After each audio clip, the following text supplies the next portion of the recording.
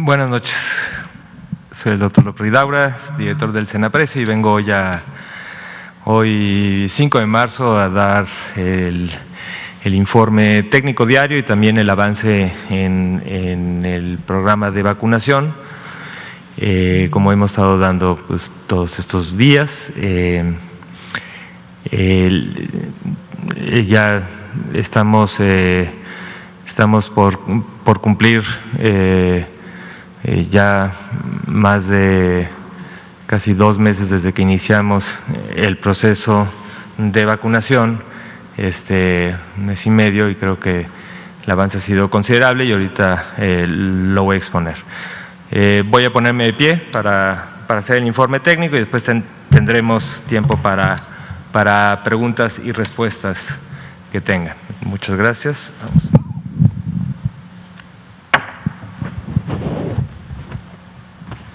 Bueno, pues muy bien, entonces empezamos con el informe técnico diario. También estas estadísticas y diapositivas ya son familiares para muchos de ustedes, tanto aquí con los compañeros periodistas como también en casa con todas las personas que nos están escuchando. Y en esta primera gráfica lo que mostramos es la tendencia de los casos incidentes y los casos estimados. Acuérdense que los casos estimados corresponden a el total de los casos confirmados más una proporción de los casos que no tienen muestra o que la muestra no pudo obtenerse resultados, y de acuerdo a la positividad de la semana en la que inician los síntomas es como se estima este número de casos adicionales a los confirmados. Y en esta curva, como podemos ver, esto fue el primer brote que tuvimos más o menos con un pico en la semana 28 y 29 del año pasado, y después claramente tuvimos este gran pico que sobrepasó el pico previo del año pasado, y llegando a un pico máximo más o menos en la semana 1 de este año, y a partir de esa semana ya llevamos varias semanas en descenso. Acuérdense que estamos en cada una de las semanas epidemiológicas que se abren en domingo, y lo que marcamos aquí es la diferencia entre la semana 7 y la semana 6, que aún tenemos hoy viernes todavía tenemos un porcentaje de 8% de reducción. En la línea oscura lo que vemos es el número de personas que se han recuperado, y en la estimación de recuperados lo que consideramos son aquellas personas que tienen más de 14 días de haber iniciado los síntomas, y como siempre lo hemos señalado, pues realmente es una gráfica en espejo de lo que se ve con los casos estimados.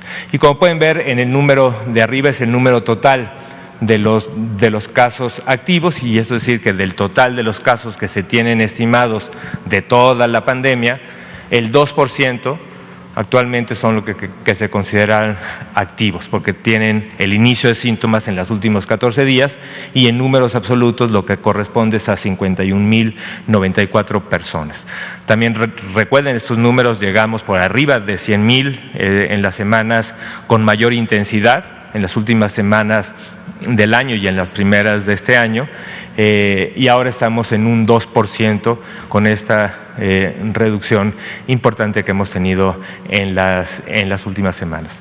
Y hemos estado con esta comparación solamente para ir comparando el número de casos activos con el número de personas que desde que iniciamos con el programa de vacunación ya podemos decir que tienen un esquema completo, es decir, que recibieron las 2 dosis de la vacuna que les corresponde, y actualmente tenemos 603.134, como veremos en la segunda parte del informe, que está pues, muy por arriba del número de casos activos. Y también en la parte de abajo tenemos el número total de los casos estimados durante toda la pandemia son 2.314.287. Tenemos el total de personas recuperadas, 1.660.786, y también el número actualizado al día de hoy de las defunciones confirmadas, 189.578. La siguiente, por favor. Estas gráficas, que es la evolución de la positividad, la presentamos solamente una vez a la semana, creo que son los viernes cuando lo presentamos, principalmente porque la variabilidad día con día o de lo que se va acumulando es muy poca. Pero es un dato muy importante. Lo que quiere decir la positividad, solamente para recordarles, es que del total de las personas que acudieron con síntomas de enfermedad respiratoria, con un cuadro sospechoso de COVID, que cumplían con los criterios, y a los que se les tomó muestra, que también recordar que a la gran mayoría se les está tomando muestras, tanto o de PCR o antigénicas, y aquellos que se les tomó una muestra, cuántos de ellos resultaron positivos para el virus SARS-CoV-2. Hemos llegado en los puntos más importantes de la pandemia por arriba del 50%, y esto ha empezado a descender, y tal vez en las últimas semanas, desde el inicio del año, hemos tenido ya un descenso constante, y actualmente la positividad es del 27%. Esto también, y recuerden, todas las gráficas que presentamos aquí son un promedio de lo que pasa a nivel del país, y por lo tanto esto puede variar por entidad y a veces también en las subregiones de los estados. Esos datos también los pueden ver, tenemos en la página de coronavirus o en el informe completo, también tenemos los datos a nivel estatal.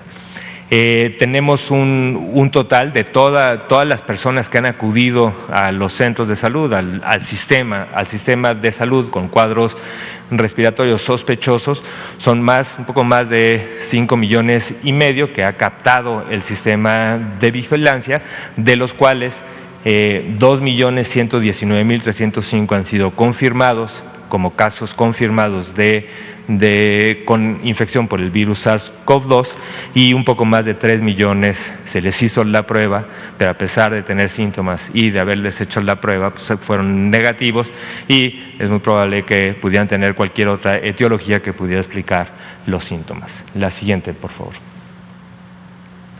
Y también es una que presentamos de manera semanal, que es esa estimación que tenemos de la letalidad. Y también la letalidad, para recordarlo, en general tenemos dos grandes estadísticas que utilizamos el número de defunciones, y depende cómo lo comparamos. Puede ser el número de defunciones confirmadas del total de la población, y eso es lo que se llama mortalidad, son las tasas de mortalidad, y las tasas de letalidad es el mismo numerador, son casos confirmados, defunciones confirmadas con infección de virus SARS-CoV-2, pero el denominador es el total de pacientes confirmados con la enfermedad, es decir, del total que tenemos que se enferman, qué porcentaje pueden complicarse y llegar a la defunción.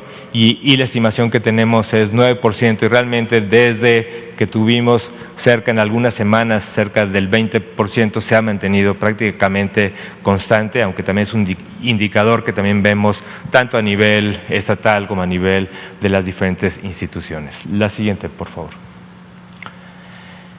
Y esta es la gráfica también sobre el componente de hospitalización. La primera curva es la curva epidémica, la que les mostré es la curva epidémica de los casos, y son de los casos hospitalizados. En general es importante ver los dos componentes, ver las dos curvas. En general, y esto ha pasado tanto a nivel nacional como en prácticamente todos los estados, tenemos esta secuencia teórica que al final se convierte en una realidad, que es en general las curvas de los casos son un par de semanas previas, o sea, los picos de los casos son un par de semanas previas de lo que se ven en los picos en la hospitalización. Y aquí lo que estamos viendo también es el pico que hubo de hospitalización también al inicio del año, y también el descenso. Y también es importante comparar un poco lo que pasó en este repunte, segundo repunte contra el primer brote que tuvimos al inicio, y estamos llegando ya más o menos a los niveles de lo que tuvimos en el momento más bajo, ¿no? Todavía estamos un poco por arriba, y un poco la idea es que con todas las acciones de contención podamos ir todavía tratando de descender más, pero eso va a depender también de la transmisión comunitaria que tenga el virus en las próximas semanas. Esta gráfica tiene tres, la primera tiene tres líneas. La primera es la curva, aunque no se ve con claridad, pero sigue más o menos el mismo patrón de un pico en estas fechas y otro pico allá, de las camas que requieren, o de los pacientes que requieren ventilación mecánica, y en cambio la curva roja es el total de los casos que están hospitalizados, pero en camas generales, y la superior es la suma de ambas curvas. La ocupación nacional que tenemos ahora, a nivel nacional, también con algo de variabilidad que veremos en la siguiente diapositiva, es del 29% del total de camas que están ocupadas. La siguiente, por favor. Y aquí vemos eso, el reflejo de la posible heterogeneidad de las diferentes entidades federativas en cuanto a su ocupación hospitalaria. Y como hemos ido viendo en las últimas semanas, después de haber pasado con varias entidades que estaban por arriba de 70% en un nivel que se ha definido como un nivel de alarma de saturación. Si en una entidad federativa estamos superando el 70%, es muy importante activar y seguir convirtiendo, expandiendo unidades, y eso fue mucho lo que se hizo en Ciudad de México, en muchas otras entidades, especialmente en zonas urbanas, donde tuvimos durante finales de diciembre y en enero tuvimos niveles por arriba del 70%. Actualmente no hay ninguna entidad que tenga más del 70% de sus camas de hospitalización general ocupadas. Tenemos una entidad, que es la Ciudad de México, que se ha mantenido así en la semana, entre 50 y 69%, tiene 52%, y el resto de las entidades, las 31 entidades, tienen menos del 50%, y el promedio es 28% de la hospitalización para ese tipo de camas. Tenemos un total de 32.110 camas, de las cuales actualmente están 9.100 ocupadas, que corresponde a ese 28%. La siguiente, por favor. Y esto es el mismo esquema, pero para las camas, o para las camas que tienen la capacidad de atender a pacientes que requieren ventilación mecánica. Son los pacientes críticos, son los pacientes más graves. E igualmente no tenemos ahora ninguna entidad que supere el 70% de sus camas que están listas para atender, que están disponibles, que están listas para atender a los pacientes que requieren atención de paciente crítico. No hay ninguna entidad que tenga más del 70%, tenemos una entidad con 58%, que también es la Ciudad de México, que está entre 50 y 69%, y 31 entidades que están por abajo del 50%. El total de camas que tenemos para pacientes que requieren atención crítica es casi 11.500, de las cuales tenemos actualmente ocupada 3.603, que corresponde a este 31% que no ha cambiado en los últimos días. La siguiente. Muy bien, pasamos al siguiente esquema, que es el avance que tenemos en vacunación, y como también ya seguramente están familiarizados, esta es la gráfica inicial, que es cuántas dosis se han colocado en cada día.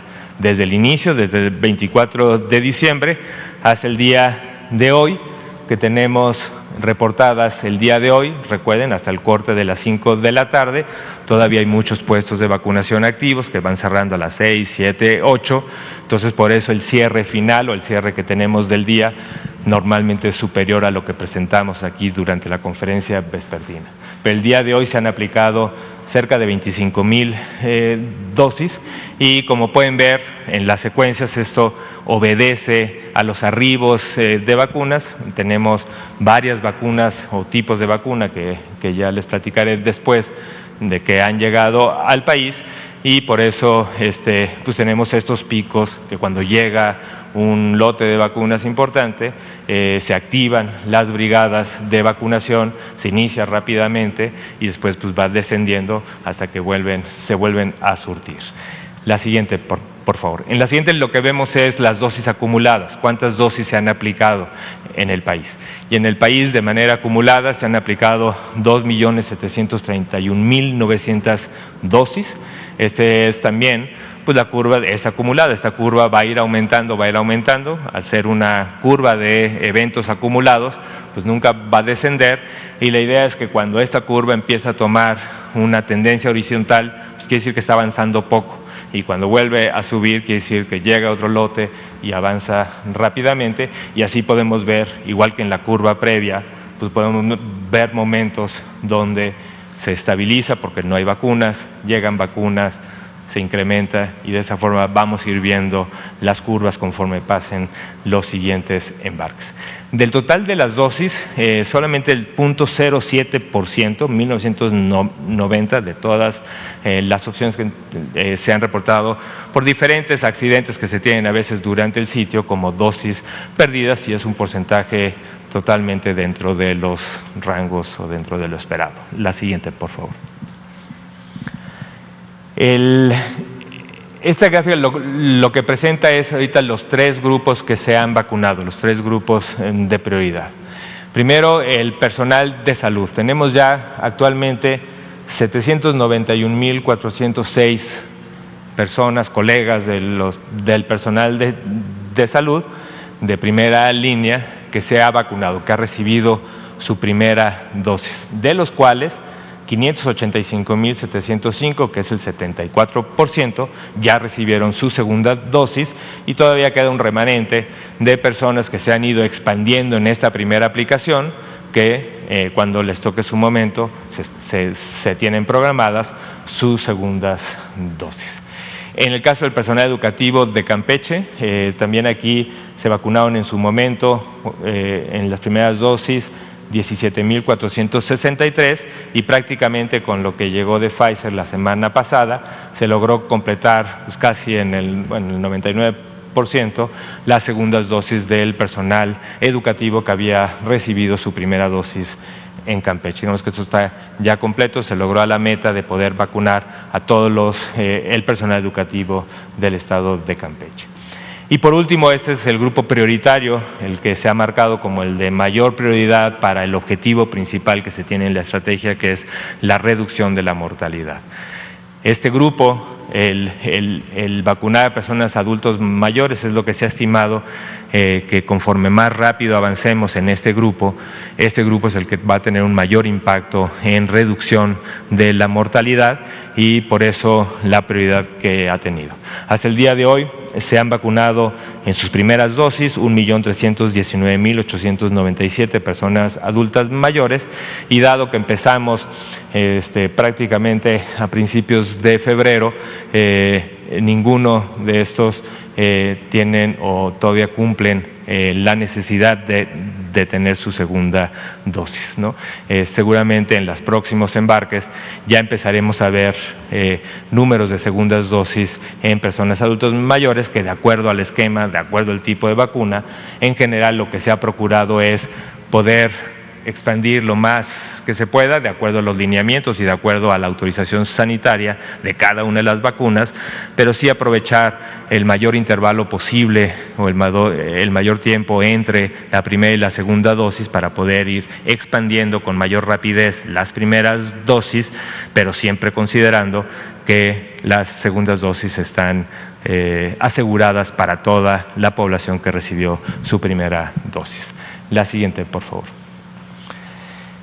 También esta es la forma que estamos presentando los eventos supuestamente atribuibles a vacunación e inmunización. Como también lo ha comentado y lo comentó también ayer el doctor José Luis Salomía, pues este es un sistema de vigilancia, el sistema de vigilancia de los ESAVIS, es un sistema de vigilancia que se tenía y se tiene ya contemplado para todo el proceso de vacunación e inmunización.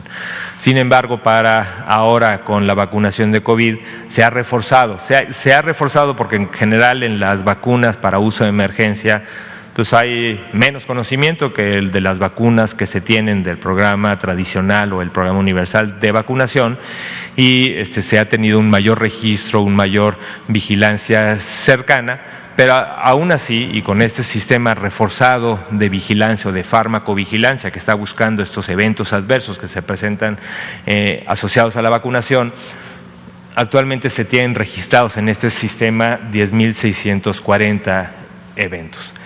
Y eso quiere decir que del total de las dosis aplicadas, el 0.4% tenemos de una tasa o de una prevalencia de ESAVIS, de estos eventos. Y cuando hablamos de supuestamente adversos, y ayer lo explicaba el doctor Alomía, pues se tiene todo un esquema de evaluación si podemos quitarle el elemento de supuestamente atribuible, precisamente para decir si está o no causalmente asociado a la inmunización. Y obviamente ese proceso de confirmación, verificación, grupos de expertos, tanto locales en los estados como un grupo nacional que se tiene para la evaluación de casos, se concentran en los casos graves. La gran mayoría son casos leves, y esos no requieren mucho más evaluación si está o no asociado. Los casos graves son los que se van a ir dictaminando su asociación y si realmente se califican como que en efecto están atribuidos a la vacunación. Cuando lo vemos por vacuna, tenemos pues, la gran mayoría asociados con Pfizer-BioNTech, principalmente porque es la mayor vacuna que se ha aplicado. Iremos viendo, tal vez va a ser importante y lo anotaremos para ir marcando ya, cuando tenemos más números, ya podemos ir marcando el porcentaje de ESAVIS, ahora sí, por vacuna. Cuando tenemos tan pocas vacunas de algunas de ellas, es muy complicado sacar estos porcentajes con números tan bajos. Entonces tenemos 330 con AstraZeneca, con Sinovac no hemos encontrado ninguna. Recuerden que Sinovac inició exclusivamente en el municipio de Ecatepec, con las primeras 200,000 que llegaron, y con Sputnik, que también se está poniendo en la Ciudad de México, se han reportado 22 casos, y aquí tenemos algunas de las estadísticas de estos casos graves de acuerdo a las diferentes características individuales y en los estados donde se ha presentado. La siguiente, por favor. Estos son el total de dosis recibidas. Llevamos 4.691.775 dosis de las diferentes o de 4 opciones de vacuna que hemos recibido, que han llegado a nuestro país. La gran mayoría, 2.621.775, son de Pfizer-BioNTech, con quien tenemos un contrato y que ya tenemos una programación acordada y definida para todas las semanas de marzo, abril y mayo, aunque el contrato también contempla recibir vacunas por Pfizer-BioNTech aún después de mayo, pero digamos es con las que mayor certeza tenemos sobre las fechas de llegada. AstraZeneca, lo que hemos recibido, esto fue AstraZeneca, como también se ha comentado, es una vacuna que va a llegar de diferentes formas. Tenemos un componente muy importante que aún está en evaluación en la terminación del embotellamiento final, que es lo que recibimos también, que no están contabilizados en estos 870,000, pero también recibimos un lote importante, o ya 2 lotes importantes del granel de AstraZeneca, que se produce en Argentina y que se está embotellando en México, pero esto sigue todavía en un proceso de evaluación para su liberación, y se espera posiblemente que en abril se empiecen a liberar. Las que llegaron son las que tenemos un contrato también con el Serum Institute de la India, y de eso fue que recibimos estas 870,000 y se distribuyeron en las 32 entidades federativas. Recibimos también ya 1,000,000 de Sinovac, y aquí importante explicar, recibimos las primeras 200,000 como unas dosis que estaban ya listas para su aplicación, y fue lo que se dedicó en Ecatepec, y prácticamente se está terminando con la aplicación de dosis de Sinovac en el municipio de Ecatepec del Estado de México. Esos fueron 200,000 que se recibieron. Las otras 800,000 se recibieron desde el sábado pasado. Sin embargo, no se recibió el número total de las pruebas analíticas que se requieren para liberarlos. Estas son pruebas que se hacen por parte de la compañía productora. Son una serie de pruebas que también COFEPRIS evalúa, y para poder liberar todos los lotes que llegan, en general son pruebas que se hacen de cada uno de los lotes, y en general las compañías mandan las vacunas con todo el esquema o documentos completos. En esta ocasión todavía no se terminaban, se aprovechó para traerlas a México, pero todavía no se podían. La misma empresa Sinovac pidió, bueno, exigió, porque todavía no tenía todos los elementos, y entonces por eso estaban y están todavía en Birmex, que es donde se guardaron en espera. Se tenía la promesa de recibirlo el día de mañana, pero la buena noticia es que el día de hoy se recibió y estamos listos para su distribución durante el fin de semana, porque una vez que se recibió, se acreditó y COFEPRIS evaluó las pruebas que faltaban, entonces ahora sí podemos utilizarlo y ya estamos en toda la estrategia de distribución. Se van a ir a las 32 entidades federativas, especialmente en comunidades Sinovac, como también AstraZeneca. Son vacunas que permiten movimiento por la red de frío tradicional y por eso también podemos llegar a lugares más lejanos. Y finalmente de Sputnik recibimos 200,000, esos son, recuerden que en Sputnik es el único caso de las vacunas que su primer componente y segundo componente, o su primera dosis y su segunda dosis, no son intercambiables. Entonces, recibimos 200,000 del primer componente, la primera dosis. Estamos por recibir, lo que pronto en la próxima semana, las otras 200,000 que se tendrán que quedar ahora sí reserva, no se pueden utilizar como primeras dosis y son las segundas dosis de estos 200,000. Pero ya esas recibieron, estas son las que se aplicaron también en 3 delegaciones de la Ciudad de México y también están por terminar la aplicación con Sputnik en la Ciudad de México. La siguiente, por favor. Importante, digo, esto lo hemos insistido y creo que esto es un llamado también a la población. Sé que hay mucho deseo y hemos tenido una gran convocatoria, una gran asistencia a los puestos de vacunación y esto es una cosa muy positiva. Esto es muy positivo porque nos logra también hacer muy eficientes en aplicar las vacunas. Pero también esta misma ambición por vacunarse, está la idea de aprovechar casi en cualquier lugar que esté la vacunación, querer acudir para recibir la vacuna. Y aquí el llamado de esperar el turno es muy importante. Esperar el turno tanto en los niveles de riesgo, ¿no? Si somos personas que todavía no somos adultos mayores, va a llegar nuestro turno, tenemos los contratos, tenemos la seguridad de que va a haber vacunas para todas las personas, para todos los mexicanos y mexicanas, especialmente de 16 años en adelante, ya veremos después para la población infantil, pero están aseguradas, pero todavía no son los turnos. Hay un turno programado por edad como el eje primario para impactar en mortalidad y tenemos que esperar este turno, pero también esperar el turno de manera geográfica. Estamos ahora en la planeación de la distribución, toma muchas variables, pero entre ellos toma el impacto en mortalidad, pero también la posibilidad de que con las vacunas que se pueden distribuir a cada estado podamos cubrir municipios completos. Es muy difícil llegar con una fracción de municipios a un municipio muy poblado. Ahora con estos embarques tanto de Pfizer como con estas ya entregas prometidas en semanas subsecuentes con Pfizer, pues hemos podido cada vez más acercarnos hacia las capitales en las entidades federativas y esto también es muy buena noticia y creemos que en los próximos embarques se va a ir cubriendo cada vez ciudades más importantes porque tenemos suficientes dosis para cubrirlo. Pero si todavía no llega a mi municipio, si todavía no llega a mi ciudad, pues saber que va a llegar y va a llegar pronto, va a llegar.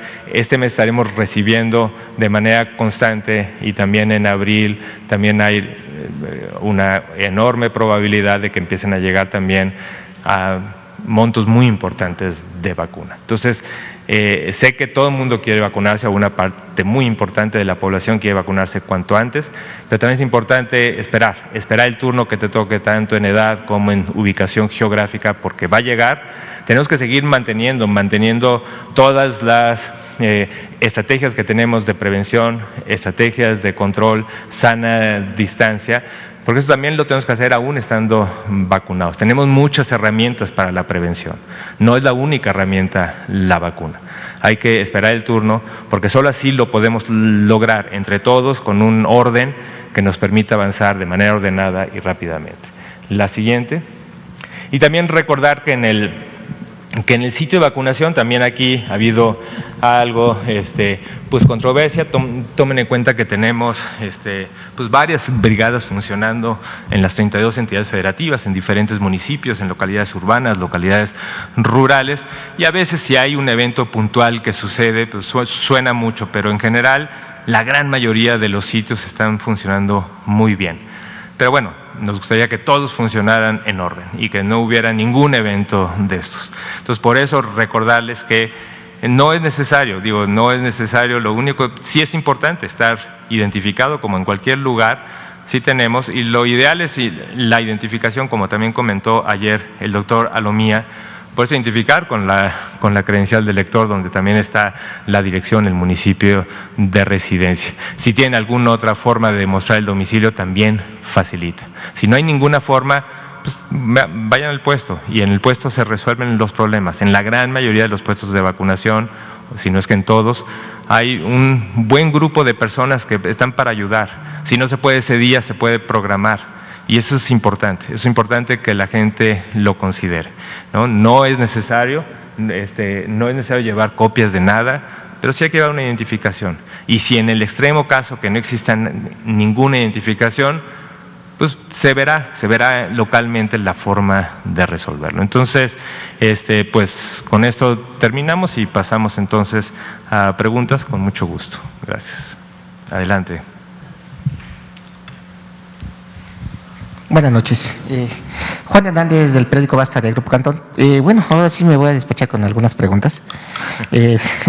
Ahora sí, les voy a seguir el ejemplo.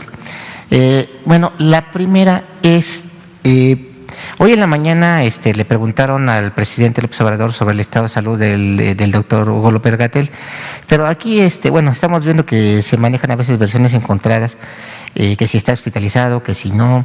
Entonces, bueno, conocerlo de viva voz, ¿cuál es el estado ahorita del estado de salud del doctor Hugo López-Gatell? ¿Cómo sigue? ¿Cuándo? Bueno, ya por fin podremos verlo, porque creo que todavía va a tardar una semana más, ¿no? Por lo que estamos escuchando, pero queríamos confirmarlo. Y bueno, antes de nada, de darle la bienvenida otra vez aquí a las conferencias. Gracias. Mira. Muchas gracias y muchas gracias por el interés. Sí, el doctor López-Gatell está evolucionando muy bien en su recuperación. Yo hablo todos los días con él, no para molestarlo, trato de no molestarlo en cuestiones de trabajo y casi se lo tenemos prohibido.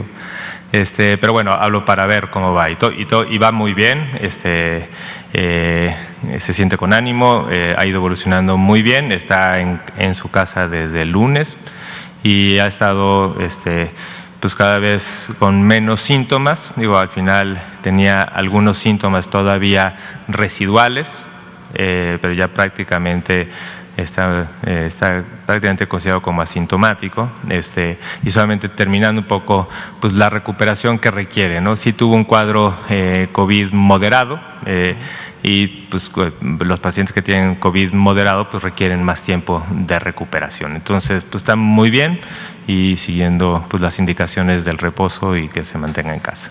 ¿Cuáles serían estos síntomas residuales? Y sobre todo también confirmarnos de que no volvió a ser hospitalizado porque se volvió a manejar esa versión. Totalmente lo confirmo, no está hospitalizado y no se ha vuelto a hospitalizar desde que llegó el lunes a casa, se ha mantenido en casa. Y no, pues realmente son los mismos síntomas residuales. Tampoco conozco la evolución, no tengo yo el contacto directo con su grupo médico. Él se siente con ánimo y si en algún momento pues son esta sensación un poco de fatiga cuando uno pasa durante un tiempo una enfermedad, pues es un poco la fatiga, lo que a veces termina o más tiempo o tarda más tiempo, pero prácticamente está asintomático. Okay. Segunda pregunta. Referente a los municipios que van a recibir estas nuevas vacunas, ya tiene ¿nos podría adelantar cuáles podrían ser? Si estamos hablando en un principio que se manejó que iban a ser los de la periferia, estábamos hablando de Nezahualcóyotl, estábamos hablando, porque ya incluso están informando que ya están preparando ellos para la vacunación, ¿no? Entonces, si nos podría confirmar si está contemplado Neza, si está contemplado Iztapalapa, o también se había manejado incluso hasta Benito Juárez, precisamente por el alto, porque es una de las alcaldías que tienen más alto, ¿cómo llamarle? Población adulta mayor. Entonces, si nos pueden adelantar ya cuáles van a ser las primeras alcaldías que van a recibir estas nuevas vacunas. Gracias, Sigrid. Entiendo la necesidad y la inquietud de todas las personas de saber cuándo, si ya se seleccionaron o no. Es importante, uno, considerar que la selección de los municipios es un proceso iterativo. O sea, hay una propuesta con base en una serie de indicadores. En general, se está siguiendo una regla general de tener una distribución equitativa en todas las entidades federativas. Y una vez que se define cuántas dosis de cada una de las vacunas puede llegar a la entidad federativa, se va identificando estos municipios que se puedan cubrir al 100%. Y tiene que haber una conciliación entre lo componente técnico, ¿no? De decir, si se puede, está la red de fría bien, tenemos los equipos de salud bien completos, tenemos las brigadas completas, tenemos gente que permita operativamente atender las brigadas, y este componente, o sea, lo técnico y lo operativo para la convocatoria. Entonces, y esto se hace también en conjunto con las autoridades estatales, ¿no? En general se está participando en prácticamente todas las entidades muy bien y muy cercana, y desde aquí nuestro gran agradecimiento a las entidades federativas que cada vez tenemos trabajo conjunto, corresponsabilidad clara de atender y de participar activamente. Y claramente las entidades federativas, tanto el componente técnico, que son estos comités estatales de vacunación, como también en muchos de los componentes operativos, pues también tienen un rol importante en la decisión. Y por eso les hemos dejado a estas relaciones locales que definan, y cuando ellos consideren que se tiene que hacer la convocatoria, hacen la convocatoria. Lo que sería un error es que de nuestra parte, digamos, un municipio que al final en esta decisión local se pueda hacer un cambio o que existe. Entonces, ellos, cuando se defina, las autoridades locales, junto con nuestro enlace federal, tanto en el componente técnico como en el componente operativo, hacen la convocatoria, hacen el anuncio. Entonces, no podemos y no debemos dar un adelanto en estas vespertinas. La convocatoria es local y eso va a corresponder a las autoridades locales. Y finalmente una tercera, que es una inquietud que se estaba manejando aquí en redes sociales, referente a aquellas personas que se brincaron, se brincaron la fila. A final de cuentas, ellos recibieron su vacuna. La pregunta es si ya recibieron ellos su segunda dosis, porque tienen que completar el esquema, ¿no? Y para que no haya un descontrol. ¿Ya recibieron ellos su segunda dosis? ¿Qué pasó ahí con esos casos? Gracias. Realmente son casos puntuales. Al principio, cuando llegaban 3,000 dosis, pues igual hicieron más ruido del que ahora realmente representa, ¿no? Entonces, sí, fue un llamado importante. Fue mucho en este inicio de vacunación en personal de salud. Y también tuvimos algunos casos que sonaron, ¿no? Pero esto tampoco se tiene que completar el esquema, ¿no? Si pasó, pues pasó, y están programados para las segundas dosis, y seguramente muchos de ellos ya recibieron su segunda dosis porque fueron en las primeras semanas, tanto en las últimas semanas de diciembre como en enero, y ya pues mucho de lo que se utilizó con Pfizer, pues ya recibió su segunda dosis, y son estas coberturas de Pfizer que están registrados como personal de salud. Si no eran personal de salud y estuvieron o se saltaron la línea o se hicieron pasar por personal de salud de primera línea, pues seguramente están en ese denominador de los que están recibiendo su segunda dosis. Gracias. Adelante.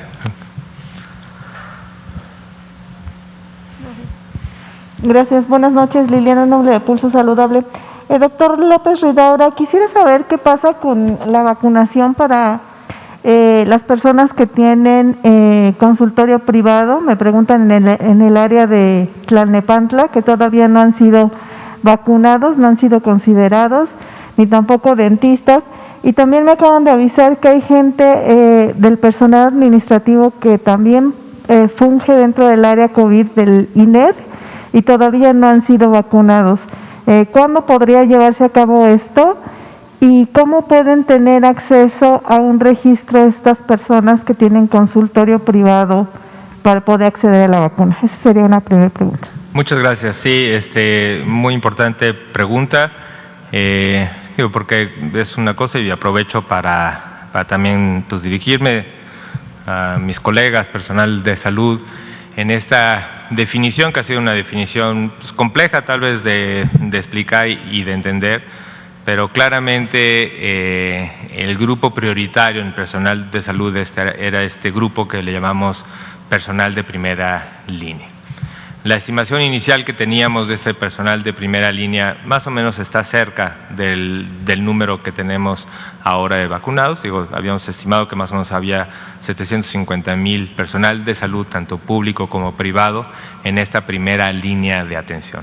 Y la primera línea de atención implica en hospitales, pues, en hospitales que han atendido o que atienden pacientes con COVID, ya sea hospitales enteros que se han dedicado a COVID, como el ejemplo del Instituto Nacional de Enfermedades Respiratorias, pero en muchos hospitales se tenían áreas COVID, o se tienen áreas COVID, entonces el personal que está en estas áreas COVID y personal de 13 categorías diferentes, no solamente médicos, médicas, enfermeras, enfermeros, sino todo el personal también de apoyo, ese es un personal de primera línea. El otro personal muy importante de primera línea es el primer nivel de atención. El primer nivel de atención, hay zonas también muy claramente definidas como de primera línea, como todos estos centros de triage, centros de diagnóstico, ¿no? Pero también pues, el primer nivel de atención. El primer nivel de atención pues, en general es el que está recibiendo. Digo, hay algunos estados que han especializado su primer nivel y dicen tenemos un primer nivel para síntomas respiratorios y un primer para el resto, pero en general el primer nivel de atención es cuando no está especializado en algo, es un primer nivel que se considera el personal de salud de estas unidades de primer nivel como personal de primera línea. Laboratorios, ¿no? La gente, químicos, químicas que trabajan en los laboratorios diagnósticos, tanto de la red como de la red ampliada, ¿no? También es importante. Toda la parte prehospitalaria, muy importante, ¿no? También, entonces es una definición muy amplia de lo que es el primer nivel, la primera línea, perdón, ¿no? Ahora, ¿qué pasa con la segunda línea? O sea, claramente, una vez que estamos prácticamente cubriendo, digo, todavía nos falta y tenemos estos remanentes de primera línea. Y ahorita el grupo siguiente es el de segunda línea, que como hemos dicho, se va a ir vacunando de manera concurrente con los adultos mayores, ¿no? Ahora, ¿cómo? Digo, la pregunta es ¿cómo? Entonces, tenemos un censo en las instituciones públicas y privadas, tenemos un censo bastante completo. Digo, ahorita tenemos prácticamente, pues, tal vez cerca de 1 millón de personas en este censo, tal vez un poco más, ¿no? Y donde ahorita ya lo que queda por vacunar es este personal de segunda línea, pero también hemos tratado de diferenciarlo y eso también va a ser responsabilidad de cada una de las instituciones, de poder diferenciar porque también hay mucho personal administrativo. Y eso es lo que también se ha llamado como de tercera línea, que son personas que nunca o no tienen ningún contacto con pacientes, ¿no? Y esas personas tienen el mismo riesgo de infección que la población general, ¿no? Ese grupo se va a ir vacunando conforme a su edad y su municipio. El de segunda línea, que sí tiene contacto con pacientes, entendemos que sí, que tiene un mayor riesgo que la población general, y además es un personal prioritario, es un personal prioritario que tiene que seguir atendiendo, hay mucha atención médica que se tiene que hacer de otras cosas no COVID, y por eso es un personal estratégico. Entonces, tenemos en las instituciones públicas bastante bien registrado y estaremos, conforme vayan llegando las vacunas en cada uno de los municipios, y iremos expandiendo las primeras dosis, tal y como hicimos en la semana pasada, iremos expandiendo las primeras dosis en el personal de salud de segunda línea. El reto de las personas que no tienen una práctica en instituciones públicas, que tampoco están asociados a donde obtuvimos la gran mayoría de los censos del personal privado. Tuvimos, por ejemplo, con Cruz Roja fue fácil. Cruz Roja tuvimos censos, se evaluaron, se discutieron, se clasificaron y muy bien. Con las asociaciones de hospitales privados, bien. Pero bueno, ¿qué hacen el personal de salud, especialmente médicos, médicas, enfermeras, enfermeros que trabajan pues, en consultorios independientes. Entonces estamos ahorita, sé, y es un grupo que no es que se quede atrás, sino que tenemos que registrarlo, y justo estamos trabajando ya en la forma en que puedan ir acudiendo a los diferentes centros de vacunación con un preregistro que de una manera sencilla puedan corroborar que son personal de salud que tiene atención a pacientes para que puedan de manera concurrente con adulto mayor pues vacunarse. Entonces yo sí espero que a partir de la próxima semana el lineamiento esté claro, que sea con orden, y la idea general es que conforme vayan llegando las vacunas a los diferentes municipios, que además siempre en general hay excedentes porque tenemos una expectativa de vacunar, pues tal vez no al 100%, pero sí cerca del 80-85% de lo que tenemos en el censo de adultos mayores, y en general estamos cerca del 70%. Entonces, se puede incluir en estas mismas estrategias de vacunación sin necesidad, dependiendo del grupo, de abrir puestos especiales para personal de salud. Entonces, justo en esa evaluación estamos, no se desesperen, estamos pronto de tener una amplitud más rápida de este grupo de segunda línea. Gracias, doctor. Y también preguntarle, entiendo que cuando llega el embarque y deciden trasladar a algún estado de la República, por ser descentralizada la Secretaría de Salud, cada Secretaría de Salud local es responsable de diseñar su estrategia de vacunación y no seguir un plan parecido o igual a Ciudad de México. Si me equivoco, me corrige. Pero llama la atención que en el estado de Hidalgo, como se hizo la convocatoria a nivel nacional, los adultos mayores se registraron en la plataforma y ahora les están pidiendo a partir de hoy que vayan y hagan filas de más de 20 horas. Han estado ahí las personas formadas sin sana distancia porque llegan en tumultos, porque les avisan que lleguen de 8 de la mañana a 5 de la tarde aproximadamente, y entonces les van a dar un turno y luego ese turno les va a hacer acreedores a la vacuna, el día y el horario. ¿Por qué está pasando esto? Bueno, a ver, primero aclarar, la estrategia es una estrategia federal. Y lo que se conformó, ya están también los lineamientos publicados en la página de coronavirus.gov.mx, un poco la estructura de cómo funciona la estrategia federal, pero se nombraron 32 enlaces. Hubo este decreto, hay un decreto que también es público, que se publicó en el Diario Oficial de la Federación, donde se definió la estructura de la estrategia federal y el componente de las brigadas especiales como una acción extraordinaria. Y en ese decreto secretarial, que lo firmó el doctor Alcocer y está publicado en el Diario Oficial de la Federación, se menciona que la Secretaría de Salud Federal nombrará, y así fue, el doctor Alcocer y dio el nombramiento a 32 enlaces federales. O sea, 32 enlaces estatales de la estrategia federal. En general son, todos ellos, también mi agradecimiento porque ha sido un trabajo intenso en el que han participado. Vienen en general de 4 instituciones, pueden ser o CEMAR, SEDENA, INSABI y el IMSS, ¿no?, que han cubierto las 32 enlaces. Y este es el enlace, y esta persona es la responsable de la estrategia, ¿no? Y es más, es la responsable del resguardo de las vacunas, es el responsable. Ahora, no puede solo, es una persona, pues no va. Entonces, ¿cómo lo hace?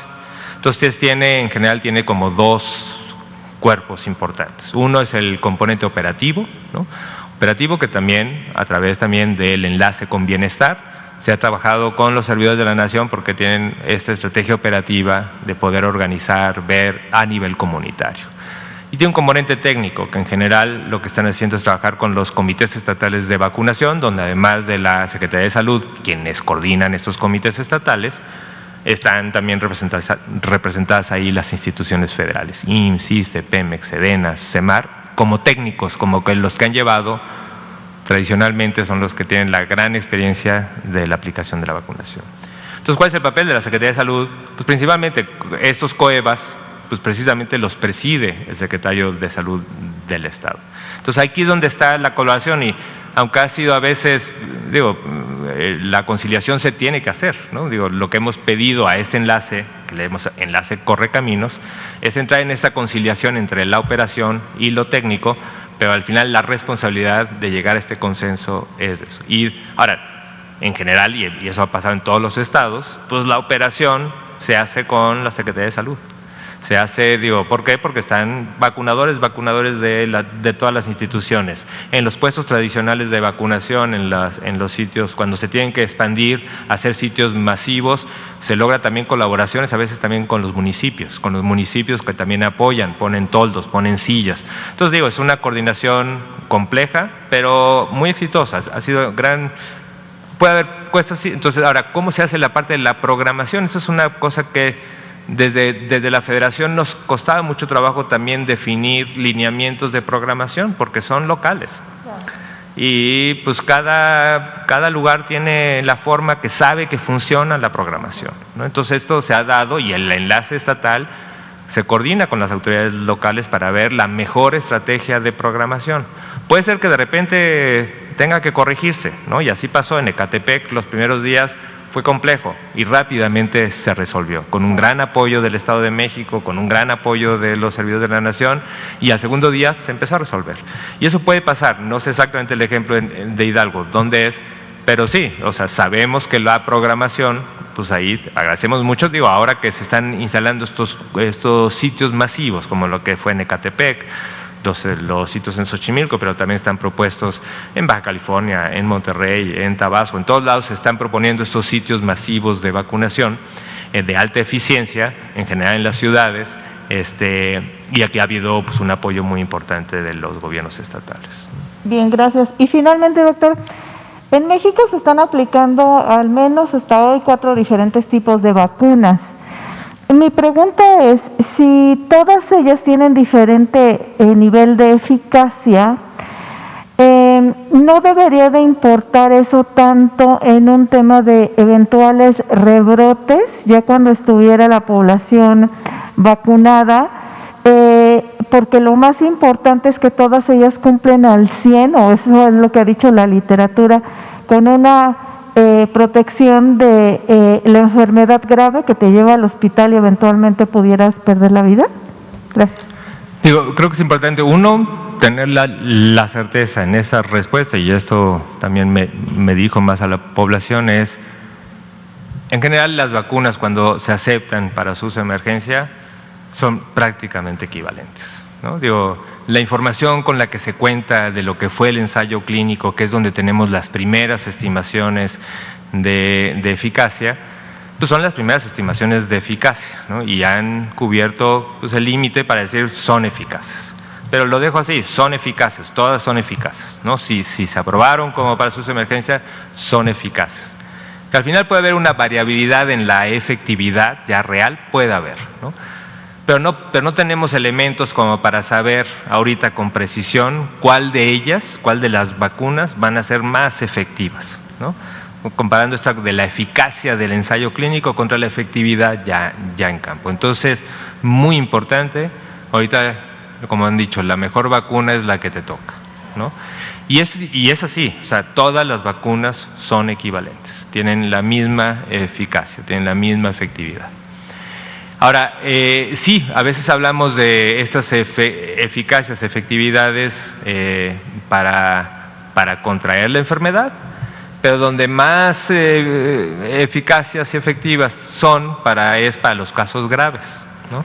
Y es muy importante, ¿no? Y ahí es donde, ahora, eso es donde menos información tiene, porque cuando tienes un ensayo clínico, como pasa con COVID, pues solamente una proporción de ellos son graves. Entonces tienes menos información de los ensayos para saber qué tan eficaz fue para los casos graves. Pero en general están siendo, aunque hay más incertidumbre, son mayores que la eficacia general para cualquier tipo de contagio. Entonces, y eso es también un dato muy positivo, ¿no? Ahora, la otra cosa que se está evaluando es qué tanto impacto tienen las variantes en estas vacunas. Y esto es una cosa que se va a estar evaluando continuamente, ¿no? Y pues conforme, como también ya hemos hablado, van a ir surgiendo variantes, diferentes variantes, y conforme están las variantes, las mismas industrias están probando la eficacia para las variantes. Y en general, no ha habido así contundencia para decir variantes que están totalmente libres de acción de las vacunas, ¿no? Es posible que pase, sí, no estamos seguros, pero ahorita lo importante es tener una cobertura total con estas vacunas, y si después encontramos variantes que tienen una transmisión comunitaria importante y que no tienen eficacia o efectividad las vacunas contra estas variantes, pues se tendrá que generar esquemas distintos para refuerzos o para revacunaciones, ¿no? Pues es el esquema general, pero ahora puedo decir que son eficaces, equivalentes, y que son eficaces para las variantes que están actualmente en transmisión. Gracias. Gracias, buenas noches. Arturo Contreras, de pie de página. Saber qué va a pasar con los 15,000 mexicanos que formaron parte de la prueba de CanSino. Nos dicen que hay algunos que no saben si recibieron la vacuna o el placebo, entonces no saben si tienen que ir a vacunarse eventualmente o no. Y una duda respecto al personal de salud que ya recibió una segunda dosis. Hoy presentan en la gráfica que llevaban 74%, pero me parece que ayer era 75%. Entonces, pues bueno, saber por qué bajó. Y sobre la misma línea, ¿no? Y un poco sobre la línea de lo que preguntaba Liliana, de cuándo se va a vacunar a médicos de clínicas privadas. Nos preguntan por los médicos residentes que van a entrar ahora en marzo, ¿no? A ellos, ¿cuándo se les va a vacunar? Si hay un esquema especial para ellos. Ya nada más rapidísimo, nos reportan que en Monclova y en Frontera, en Monterrey, no están vacunando a las personas que dicen tener algún tipo de alergia, ¿no? A pesar de que no tienen alergias, digamos, graves, ¿no? Que sea contraindicado. Si tienen una alergia, luego los descartan. Entonces hay muchas personas en esta zona que no saben cuándo se les va a volver a vacunar. A ver si recuerdo todas, perdón. Si no, le voy diciendo. A ver, de las 15,000… Los de CanSino. Los de CanSino. No voy a poder responderte directamente porque no conozco el protocolo, pero bueno, lo averiguo. Pero en general los protocolos, ensayos clínicos, en efecto, como son… están aleatorizados para recibir placebo o la sustancia activa, y son esta cosa que se ha llamado doble ciego o enmascaramiento. Pues en principio ni el individuo ni la persona que participó sabe exactamente. Pero en general hay momentos en que se quita ese enmascaramiento, ¿no? Y entonces lo voy a consultar específicamente con los ensayos que hay en México, el más avanzado CanSino, si hay algún tipo de protocolo en el que diga ya se tiene que abrir. Lo que sí es que en general cuando se abren, y eso a reserva de que lo revise específicamente en el protocolo o lo pregunte, en general cuando se abre el estudio, el compromiso en casi todos los ensayos, y espero que este sea el caso, es que se vacunen la gente con placebo. El mismo ensayo, una vez que se abre, vacuna también, una vez que demuestran que es eficaz, que para eso se hizo el estudio. Entonces el compromiso es que al grupo que le tocó placebo sea vacunado como parte del mismo ensayo. Entonces eso es de manera general, pero lo averiguo específicamente. Los médicos residentes. Médicos residentes sí, tenemos, es un censo que lo tenemos, y se hizo una primera clasificación también de los residentes de primera línea, dependiendo de las áreas clínicas donde iban a estar, y muchos de ellos empezaron a vacunarse. Eso ya se incorporaron tanto médicos residentes en áreas COVID. Se incluyeron también médicos pasantes, médicos internos, de los que cambiaron, ¿no? Entonces se han ido incluyendo, y también estratificados de primera línea o de segunda línea para el caso de los residentes. Y esto también responde un poco a la pregunta del 74-75. Tomen en cuenta que se está vacunando de manera concurrente primeras y segundas dosis, ¿no? Entonces, pues esas variabilidades son esperadas. Si aumentas un poquito más las primeras dosis, a reserva de que lo corroboremos, de que no sea el mismo número de primeras dosis, pero no creo. Yo creo que parte de la variabilidad es porque aumentaron las primeras dosis. ¿Y la última? Sobre personas que tienen alergias. Muy importante, sí, y eso también ha creado cierta confusión. La contraindicación es alergias o eventos graves de alergia, ¿no? Entonces, y esa es la contraindicación, y es importante tenerlo registrado porque, bueno, tenemos que ver qué opciones se le ofrecen a esas personas, ¿no? Ahora, alergias, que hay muchísimas, hay personas que tienen alergia, en general no. Digo, requieren observación, es bueno que lo reporten, porque requiere tal vez una observación más cercana durante el periodo post-vacuna, pero no es una contraindicación. Entonces, si alguien ha sufrido que se le niegue la vacuna por tener una reacción alérgica que no ha sido grave, pues denúncialo, porque eso se tiene que vacunar. No puede no vacunarse una persona por un antecedente de alergia inespecífica. Pues muy bien, perdón, déjame para otra, ya son las 8, pero mañana podremos seguir. Les agradezco mucho a todas aquí y a todos allá que nos están viendo y nos estaremos viendo en los próximos días. Hasta luego.